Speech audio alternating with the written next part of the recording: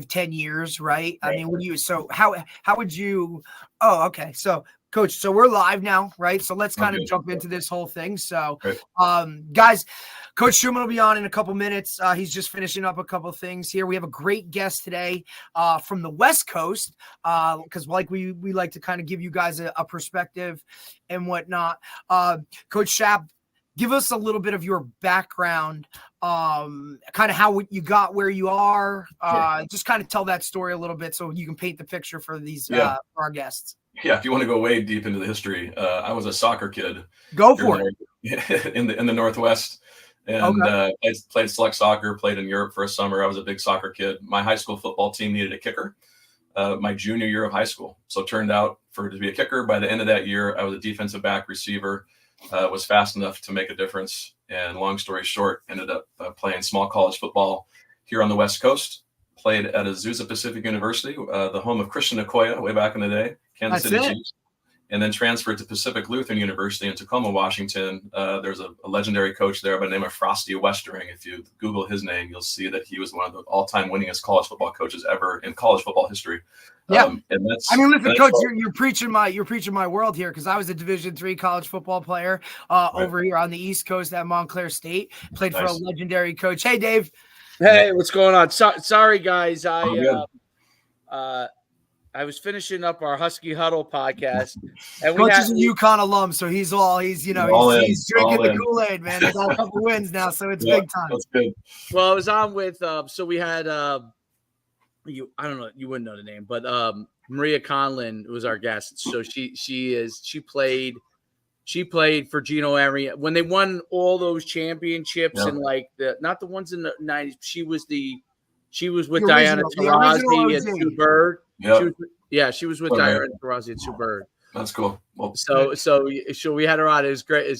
We were talking football, but we got on a tangent, and it's funny because I'm so glad to get you on. Here's where the tangent always goes, and you'll appreciate that because I follow your Twitter, and the post you have.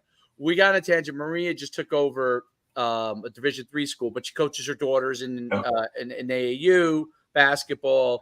Obviously, she was a big-time Division I player, and probably played professional for a little bit. But we got to talking about NIL, transfer portal stuff, and it was interesting because we started talking. We were showing off the walk-off touchdown they had and everything like that at the end of the game, and then immediately it ends up morphing to like how the whole world is how it's like a like for UConn it's like a catch-22 because basketball rules the roost, but like you get in this strange world where Alabama their basketball programs have improved tremendously. I'm using them as an example, but they've improved tremendously because all the money they make from football, whereas UConn is still we're still a group of I don't know what you call it now, group of 5 school, and it in the long run it may affect basketball, even though we have probably the 2 best basketball coaches, men's and women in the country. Down the line, it could affect it, and we're talking about how like craziness with no regulation and it's a mess. It's a mess. And we were talking about like she just took over a Division III program, and she literally today was like her first day starting on at it. And I was like, this division, I wondered, is there NIL? She's like, believe it or not, there are some places that there is some stuff. They're like trickling the same as Division I. Yeah. I said that's wild. That's never-ending conversation for sure. Oh, absolutely. It's a walk, but it's so great to have you on. Because your success as a coach and what you've done and your perspective and being on the West Coast is actually probably somewhat similar to being on the East Coast as far as from an analyst standpoint as some of the things that go on in sports. But it's great to have you on, and I'm looking forward to talking with you. I'm sorry, Derek. I don't want to interrupt where you were. No, you're good, Coach. Coach was just giving us a little bit of his background in terms of how he kind of got to where he was. So go ahead, Coach. You had just got to at PLU. Yeah, Frosty Westering, one of the all-time winningest college football coaches ever. And there's a whole philosophy thing that I can share later about what I learned between my first college experience at Azusa and my second college experience at Pacific Lutheran. But long story short, I was a late bloomer in football, kicker to collegiate football player, played receiver. And when I graduated, I was like, man, I am not done with this game. I just started to fall in love with it and really felt like I could give back to the community by actually either being a youth pastor or being a coach. And so I chose coach because I think you get 60, 70, 80 kids every year, and you get to kind of teach them how to be good men. And been doing that at the same school for 31 years. I've not coached anywhere else. That's unbelievable. Yeah, started out as a volunteer. 3 years later, defensive coordinator, and then head coach for now. I think this is my 29th year as head coach, something like that. And so that's the run. And I was sharing with you, Derek, earlier. We've had 0-10 seasons and 10-0 seasons. Yeah. My very first season, we went 1-9 with a bunch of sophomores, and 2 years later, went 9-1 as they were seniors and ranked number 1 in the state. So just I've been through it all, both young and old. I'm 52 years old, and plan to be there for much longer, a lot more longer. It's incredible. Through your years of coaching, what are some of the things that you've really seen change, in coaching over the last, especially the last 10 years or so? What are some of the things that you've seen really change? Well, the first thing that comes to mind is technology. I jokingly say we used to make copies on VHS tapes and drop them off like drug deals behind the 7-Eleven or the drugstore because you're trying to meet up with the next coach from 2 towns down. I mean, and I play mid-sized ball here, so we're traveling 1-2 hours to play our opponents. So I think technology, from VHS to DVD to Huddle, I've seen it all, and just the progression of technology has been, I think, a great asset to both coaches and players. And now we got sideline cameras and instant replay on the sidelines, all the things that we didn't have back in the day. So I think that has been a huge benefit, just teaching, coaching, and being able to get the information into the players' hands. I'll tell you what hasn't changed, I think, is actually the young men themselves. Yes, again, technology, and it's a modern era, but I think there's young men out there that want to work hard, want to play hard. They need something physical to be a part of nowadays, more than even back in the day. Back in the day, they could go out and play when they were younger, ride their bikes and go get dirty and muddy. And now, at least here in a lot of our inner city spaces, that's just not the way these kids grow up. So I think football gives that platform for kids to do that. I think what has changed, and you alluded to it, is just I kind of call it what would I name it? Just kind of the nature of the game has turned more into showcase and look at me and money and all these kind of high flying things that I think everyone's pursuing because they all want to get to the next level. And I think in some ways it's kind of tainted the high school game a little bit. These kids need to be reminded they're 16 years old. They're not 20. They're not playing college ball yet. I think some coaches forget that as well, that we have a job to do at the high school level to teach fundamentals, to teach sportsmanship, to teach attitude, help these boys become men. And then as they're men, they can make other decisions. So I think that's one thing that's kind of changed in the environment over the years. That's a great perspective, Coach. Absolutely. And you kind of see that too. And I love the fact that you referenced, I think as coaches, we need to understand that they are 16-year-old boys still, and they're in that developmental stage, and they're still trying to figure out who they are. And ultimately, they're not college football players yet. Yes, maybe that's something that they look to long for in the long run, but we need to treat them kind of like where their feet are right now. And I think a lot of coaches sometimes lose sight of that, and even with the expectation of certain things. I mean, how many times do you see guys go to clinics and they come back and it's, hey, we can do this, and it's like, you can't do that. Right. I mean, I was watching the Giants over here on the East Coast yesterday, and a guy makes a tremendous play in overtime, hurtling over the guy, right, and blocks. How many high school coaches this week are going back and they're going to have now guys hurdling the center to try and make that play? And we all know it takes a freak athlete to do that, and most high school kids are not going to be able to do that. So I think that's a huge piece to this puzzle that a lot of coaches don't really see, and because there's just so lasered in on, okay, we have to do this or we have to do that and we have to do this, and I think it's part of it. That's true, Derek. I think also too, back to the question, I think what's changed is the knowledge, like the amount of X's and O's that we know now at the high school level is it's insane. And I think most coaches go way overboard on the things they want to. Their playbook is too deep, it's too wide. Again, they'll keep it simple. And I see the successful programs here, at least in the state of Washington, really the Northwest, Oregon, Idaho included. It's the coaches that have been there a while that are running the same darn thing, and it's simple. It's Jimmy's and Joe's, it's athletes, it's weight room, and you're not going to beat. In most cases, you're not going to beat your opponent because you out X'd and O'd them all day long. You got to have good scheme. You got to be able to adjust. All those things matter, but the depth of your playbook really does not matter. Yeah, I do think that's the thing that we forget, that it's there's a big Jimmy's and Joe's element to it all, and sometimes now obviously you could build and improve everybody, but you have to recognize that first before you begin to construct anything, is to figure out know what your kids actually can do, because what they can or can't do dictates a lot to what you're going to be able to do. And as kids improve, or as the level of the players you have improves, you're going to be able to do things that are better or more dynamic than you would if they were not at that level. And I think that's a big thing. That's an important thing for players, coaches really to understand. Yeah. And I'll just kind of chime in, because I think one thing that we forget and miss, and it's really difficult to measure, is to measure the heart and the mind of a player. Right. I was sharing with Derek, our season started out this year, we were 0-3, haven't been that way in a long time. Multiple injuries at the varsity level, and I had to play a junior varsity left guard. I had to put my backup running back to right guard, and we're piecing this thing together. And to see these kids and their hearts, we just had a big win last Friday. They outweighed us almost 70 pounds on the offensive line, and we were outgunned. They're a larger division school. They were 3-1. We were 1-3, and we beat them 40-37 in a last minute play. And we had no business being in that game. But what you can't measure, if you can speak into their lives, the heart, the belief, the mindset. And my smaller guys absolutely went out there and chopped wood. It was amazing to see. So, and that's hard as coaches. I think that's where, as you're saying, we should invest in that first. No matter what, that's our job, and then it's going to pay off on Friday nights. Those kids played so big and so strong, even though they weren't bigger or stronger than the opponent. There's no doubt about it. How about parents? What have you seen from that standpoint? Is there anything that's weighed into it from that standpoint that has changed over the years? Their involvement, that kind of a thing.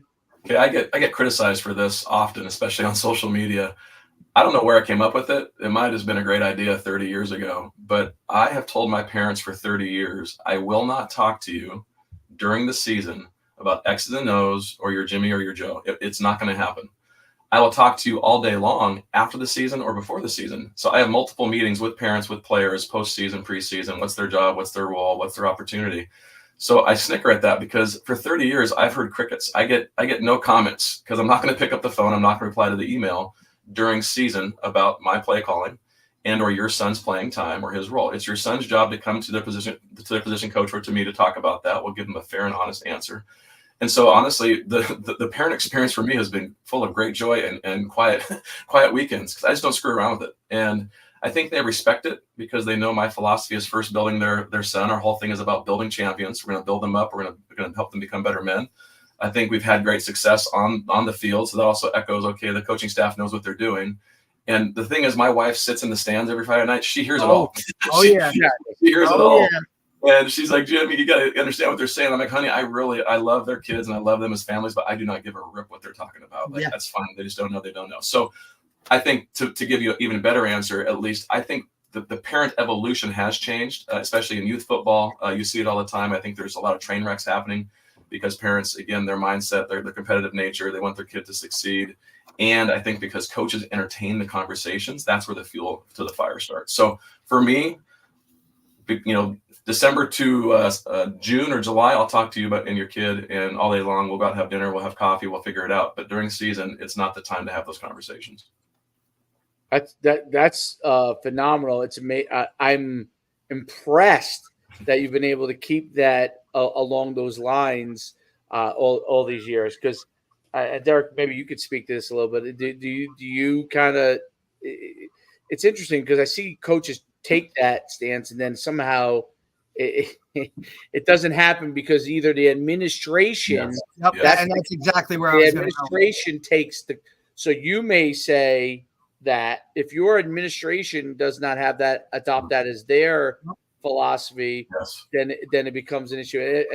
What I experience from that standpoint, Derek, am I right about that? Yeah, and I think that's literally where it comes from, right? If you have a policy and you follow it, that's great. But if you're it comes from the top, right? And if your administration is now, they're going to go back and say, hey, well, you kind of have to do this or you have to do that. That just breaks the entire mold, because now before you know it, now you have parents, and especially today with the social media age and whatnot and the availability, you see parents, they jump the gun. They go right to the superintendent or right to the, they just go above your head as a coach. And if those people don't support you in that facet, then that goes right out the window. I also think, Coach, for you kind of have a leg up because this is how you've been doing it, and you've been doing it for a really long time. That, some of these new guys get into it and they're so afraid of who's saying what about who or who's doing what, that they may come in hard fast with a policy and kind of run with that. But once they actually have to execute it, and now they're kind of on the front lines of, okay, I have to stand my ground, I think they either cave or they get kind of undermined, right? I mean, assistant coaches can do the same thing with, just saying the wrong thing or entertaining the wrong thing. So you really have to be aligned as a program, as an organization, as the whole gamut has to be, this is our mindset, this is how we're going to do it, and then ultimately execute it. Yeah. Well, you're right on. Both of you guys are right on. So let me kind of give you the secret sauce at Kings. Number one is the philosophy. Our number one job is to build champions. So I sell that to the kids, to the administration. It has nothing to do with winning. And so I think a lot of times, 99% of the time, winning is so much on the table that if a coach goes 0-10, he's out. Or if, there's culture things happening, he's gone.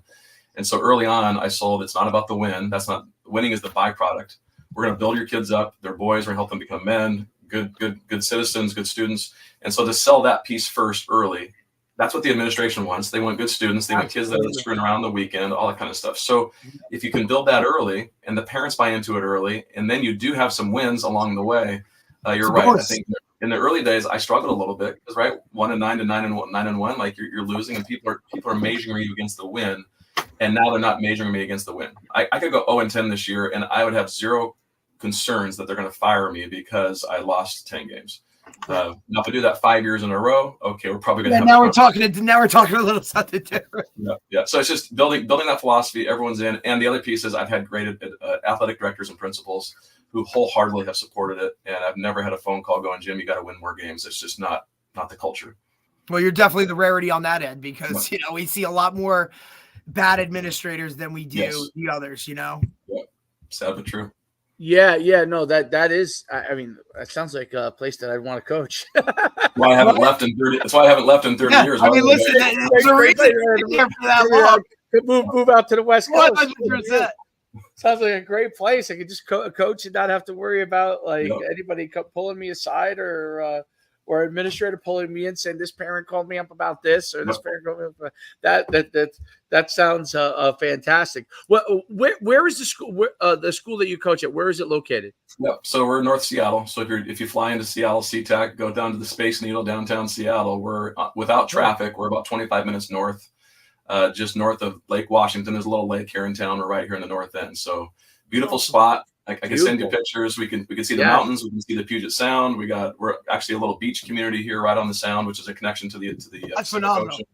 It's going to be 70 degrees today. It's gorgeous. I should send you a picture because it's the right spot. Now it's cloudy and rainy from about November till about May, so don't buy into moving here for those months. But it's pretty awesome. No, we're not doing that. That's for sure. I don't know if we can. It's a beautiful spot, North Seattle, which helps us with recruiting. By the way, we're a smaller school.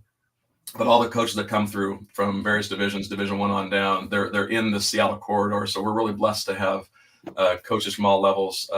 Right now, the starting punter at the University of Washington is our guy.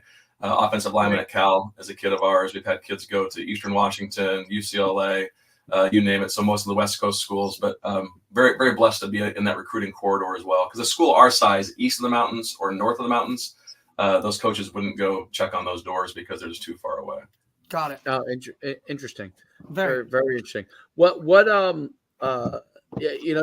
been talked adamantly about like NIL and transfer portal and college football. And I like I said, I love your Twitter feed because I like your memes that you send out. Stuff. That's great. That's way to respond to your critics. That's right. There's a reason you got some clout on the East Coast. You know what I'm saying? We're trying to spread that word. That's for sure. What are some of the things that you see in that space that are good and that are bad? I guess in everything in between. And then before you answer that, is Washington, are you guys allowed to have NIL in high school? No, not allowed yet. I'm sure it's coming down. Yeah. Well, it's here in Jersey. So it's the real deal. Yeah, I mean, I have to balance my older, mature perspective of 30 years having seen this versus the reality of today. I think the thing that probably gets me the most is, what do we teach and preach to our kids? Commitment, team first, sticking with it through hard times. I mean, all the basic ingredients that we teach our kids Monday through Thursday, so we compete on Friday. And I think that what bothers me is the NIL and the transfer portal specifically is totally counter to that. And to see a kid who's played at 3 or 4 different colleges just to get the next spot. I mean, the quarterback from Vanderbilt is a great story, right? Just beat Bama, and his story is insane. And God bless him. Like, great job, JUCO to, I think, New Mexico State, to getting his last season at Vanderbilt, and to have that amazing experience. I wouldn't want to take that away from him, but I think it's the commitment piece. It really bothers me, because I think, again, I transfer that into what we're doing. We're building men, we're building champions. And I know this is where I get knocked on social. Like, this isn't marriage, but it's marriage, it's work, it's commitment, it's sticking through things. And I'm really just concerned that we're teaching our kids just to quit when you can, transfer when you can, go to greener pastures. And that's just not life. Life is hard, and you got to stick it out. So that's the transfer portal side for me. And yet there are benefits. Like I talked to the Vanderbilt kid, there are benefits for kids who just aren't making it in one roster or one system. I mean, I transferred. I went from Azusa Pacific to Pacific Lutheran because of my experience. Nothing against Azusa. I loved the school, but my experience with that staff was not a fit for me. And then I transferred to PLU, and it was a great fit. We won a national championship. Things were awesome. I had life-changing experience. So for me, I even transferred. So I can't knock the transfer piece, but it's that commitment piece that really gets me. The NIL, man, again, I just feel like money ruins most things. If that's the pursuit of what we're doing, I have no problem with someone getting compensated for a good job. Someone getting paid for a fair wage for fair work. But for us to be chasing the dollar as the primary reason of going to an institution, I think just taints the game, and also taints the experience. So and again, there's plus sides. Kids can pay for college, they can pay for things, but when kids are getting millions of dollars to a 19-year-old, that is just a bad equation. So good and bad to both, two sides of the same coin. I just think there's more problems than benefit, both with NIL and transfer. There are a lot of things that I think you're 100% right on. One of the things I thought to myself with the whole, well, first of all, they want to have transfer. I don't think you just everybody transferring all the time, like one free transfer kind of deal. You know, we've kind of spoke about that. And then there's change. Yeah. Then you have to sit. Yep. Right. Then you want to transfer again. No one's telling you can't transfer again, but you should have to sit. Right. Unless and maybe back to the way it used to be, where if you want to stay at the same level and transfer, you have to sit out a year after your one free transfer, right?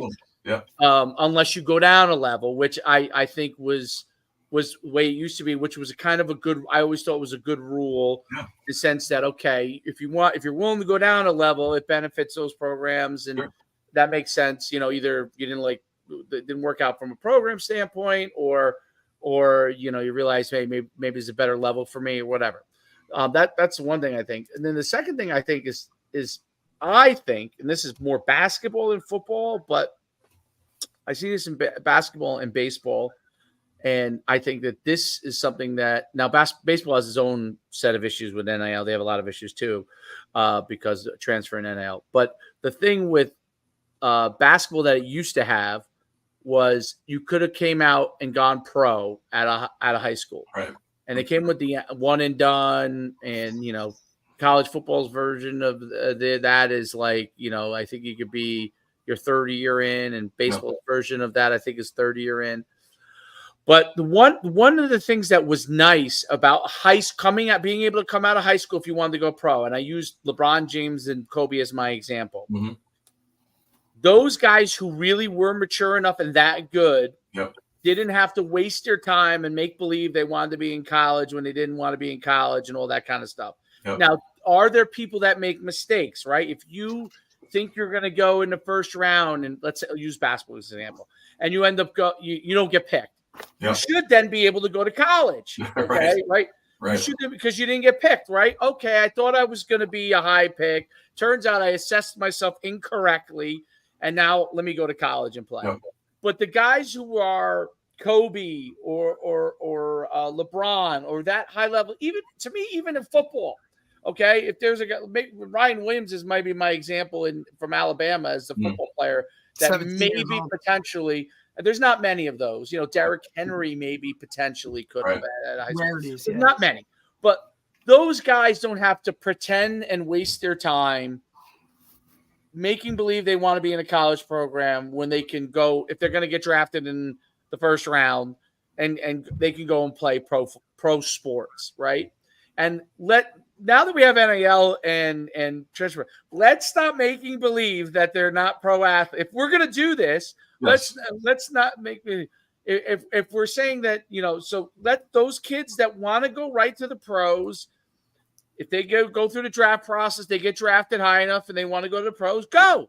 If they don't get drafted high enough, okay, let them go to college and play, okay? And then they can go and play, and they now know kind of what their value is for the pros. And like I said, it's more basketball than football because you do have kids in basketball that can come. They're already 6'10" or whatever, and have a certain level of ability. But if we're doing all these things, let's, like you said, if making money is good, but let's not make believe. Let's not make believe that we're trying to make people have a college experience, because that's not the case anymore. Okay. So, there are kids that'll go through and not get paid anything. They may play Division I and they're going to have a regular college experience. Let's put in a transfer rule situation. You want to have one free transfer, great. After that, you're going to have some penalty unless you drop a level, because I think going from Alabama to Wisconsin to UConn, where I play, like in 3 consecutive years, is just complete craziness. And it's hard for the coaches. It's just as hard as the players. Players can say whatever they want. It's just as hard as them. You got to make new friends. You got to fit in with a team. If you're not that guy who comes in and captivates a room, it's going to be hard. I don't care how good you are. You could be. There's a lot of great athletes that are introverted. Yeah, they're immature. Yeah, they could be the best player at a team, but they might be introverted. So now they're putting themselves, and maybe the parents are, but it could be them. They keep putting themselves in these difficult situations over and over again. And I do agree. You're teaching them to bail out. Okay, you're teaching them to bail out, and that's where some of these simple things can start to alleviate that process. It's not going to make it perfect. Nope. It's not. Never. But you have to start to alleviate those processes, because if you're going to put money in these kids' hands, they need to know that. If a kid could legitimately go to the pros, like, out of high school, why should they be stopped from going to the pros? I think it's nuts. I think you're just talking about guardrails. I think this thing has spiked so quickly, so kind of out of control. And I anticipate there are going to be better guardrails in the next couple of years. There has to be, or it's going to break. It's going to break the system. I think the transfer portal is going to break the system. I feel bad for kids that are seniors in high school trying to get anywhere. If you're a 1-star, 2-star, or a no star, because there's so many kids in the portal. It's just things are what they are. We saw this massive shift in money and in transferring, and I think, as you just outlined, there needs to be some guardrails, some rules set in place, and I would anticipate in the next 3 to 4 years we'll see that, and I hope so, because there is a benefit, there is a gain. If the kid's good enough, pay him, go do his thing, go pro, all the things you outlined. And for the rest of the student athletes, again, it's college. They're trying to go there to be students. At least last time I checked. Let's make it a fair or better playing field for all of them, and help them become, again, better men, better students, better people as they lead the process. So, yeah, we'll see where it goes. It's going to break if it doesn't change. Absolutely. Do you think that people? Sorry, Dave. Guys, I hate to be this. Oh yeah, you got to jump. I've got to exit, but I got to go coach a sub varsity game on the other side of God knows where we're going. Coach Shap, I really appreciate you. I hope to do this again at some time because the information is just phenomenal, and I know you're gonna finish this off with a bag. So, Coach Shu, I'll talk to you later. Coach Shap, really appreciate everything, man. Keep doing what you're doing. I really appreciate it. Take care. All right. So what's really interesting is,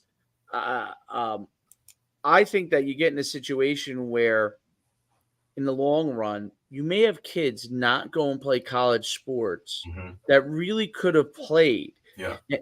I'm curious your thoughts on that, because I just see you're coaching a high school right now. So you're seeing players that you have that you might be like, this kid normally would be this level, but now he's not even getting recruited. And I just think the overall psychology of it on a kid, like when I talk to some parents and some kids, it's like, and these are not the problem parents I'm talking to. These are the parents, really nice parents, really good parents, really good kids, want to play college football. And I could see the discouragement in the process. Now, listen, sometimes, you just have to deal with the fact that maybe you're not at the level you're at. But I think in some of these cases, these are guys that legitimately would be in this level, and this has pushed them out of that. What do you think about that? Yeah, I have two thoughts. One is kind of West Coast, at least Pacific Northwest related. We do not have a lot of D2. We have a handful of D3. We have very few NAIA schools. So the pool and the options as you kind of go more to Midwest and East Coast is like, I think Ohio has like 10 Division II football schools. We have one. So it's like, so just the pool, at least here in the Pacific Northwest, I'm talking Montana, Idaho, Washington, Oregon, they're very limited places for these kids to go, number one. So they have to go out of state, which means if they don't get recruited by an in-state school, they got to go far away, which is always a challenge. But to what you just said, there's a lot of good kids, student athletes that are athletically able from good families, some of them that can afford a D2 school or maybe even a private D3 school. Like they could go play. And they're just not putting their hat in the ring because they're like, it's just impossible to get exposure, impossible to get recruited. So I think it has put that kind of that mid-tier athlete and maybe sub-tier athlete who could go play college ball somewhere just out of the game. They're just getting knocked out. And back to the portal, there's so many more, a couple tens of thousands of athletes that have already proven themselves. I talked to a coach at Weber State down here in Utah. And they're a good program here on the West Coast historically. And he's like, we have pretty much decided we're going to be the 4-year junior college. We're gonna get kids in here, great athletes, freshman, sophomore, get them playing. We're gonna win football games with freshman, sophomore kids, and we know they're gonna transfer. We know they're going to leave if they're that good. So it's a whole trickle down that I think this knocks that high school kid who's mid-tier, maybe better, out of the process, not getting exposure, not having coaches coming by, and there's so many kids in the portal that it just kind of knocks them out. So they say, forget it. I'll go be a student. I'll go get my degree and do something else. Yeah, and Weber State is known as a powerhouse in football for many, many, many years. When I was coming through, that was actually one of the FCS mega powers. Yeah. And they play in that great conference. It's so that to me is shocking to hear coaches talk like that, which I believe he's 100%. That's exactly the case. JUCO, which used to really have a huge benefit to kids who needed it. Right. That's like basically now become a waste of time. The only thing these kids can really do is prep at a school for a year, right? Yeah. And that's a lot of money out of a parent's pocket, right? So JUCO used to be, I'm not good enough academically, but I'm a really good player, or I wasn't recruited heavily, or I don't have enough money to go to a prep school for a year. Just a place for me to go and develop. Now prep school is expensive, to do another year, to reclass, that's expensive on parents. And so I think that's one of the many, many trickle down effect things that are happening. But I think that the framework, so you're right, like exposure. So I don't run anywhere near as many events I used to. I used to run these camps that were showcases. It was great. Kids used to get recruited. We originally did freshman, sophomore. We were like one of the first to do it. We got guys early recruited. It was a big deal. Over the years, I've evolved the process in many different ways. But basically now, if a kid goes to a showcase, like you can no longer tell them that when I send coaches information that you're going to start to get recruited. No. It's and I'm just talking about the best player. I'm not talking about the kid who it goes there isn't really that good, right? I'm talking about the kids who are better, who you would say, hey, this kid should get recruited and stuff. I can't tell them that anymore. It's one of the things that affects all that ecosystem. I think it even affects the college coaches with their camp system, right? They keep telling kids to come to camp, you get recruited. You don't recruit them. No. They're just going to stop coming to your camps eventually. Parents got to communicate to other parents that, hey, I went here. It only works for a few years. It works for one recruiting cycle. Totally. And after that, everybody's told everybody that's no longer working. And I used my camp as an example, which is not a college camp, as to how it started to happen. Like I would have a hard time. Like I would only be able to tell the very, very, very best kids that there's an opportunity, not the kid who's very good, who may be an FCS Division II kid, because I really wouldn't know if they would get. Well, you're really shining the light on, I get asked all the time about recruiting. And again, I think it really falls on the head coach. It falls on his shoulders at this point to break through the noise. Like you said, the showcases are what they are. Going to a college camp is what it is. But if a coach has enough of a voice, has been around long enough, a high school coach, and he's done a good job with previous recruits that have made it to various levels, that I think most high school coaches don't realize the importance of that.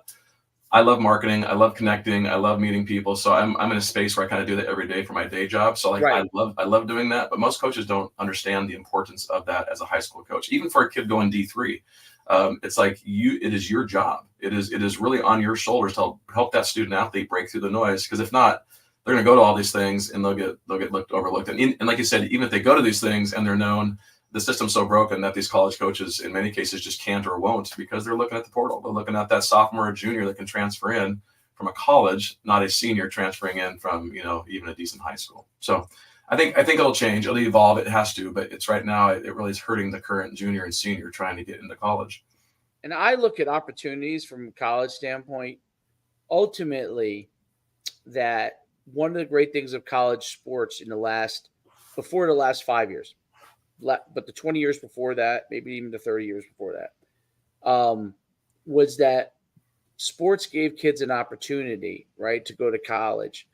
Okay. And what has happened with this whole process is, I think that that part of that candy that was out there brought kids to playing sports. And you have a nation now of kids that play sports, like whether their parents were good athletes or not. They're all, and I'm talking youth sports all the way up. They're playing sports, which usually means you're going to be active, okay, which you want nowadays, because it's not like in the old days where you can go and ride your bike down the block, and we're much more overpopulated in a lot of areas, and you can't just ride down the block, go to a place and play, right? It's not, you can, but it's rare that it happens in the same way. And parents are worried about different things with respect to things, and I understand it all. So.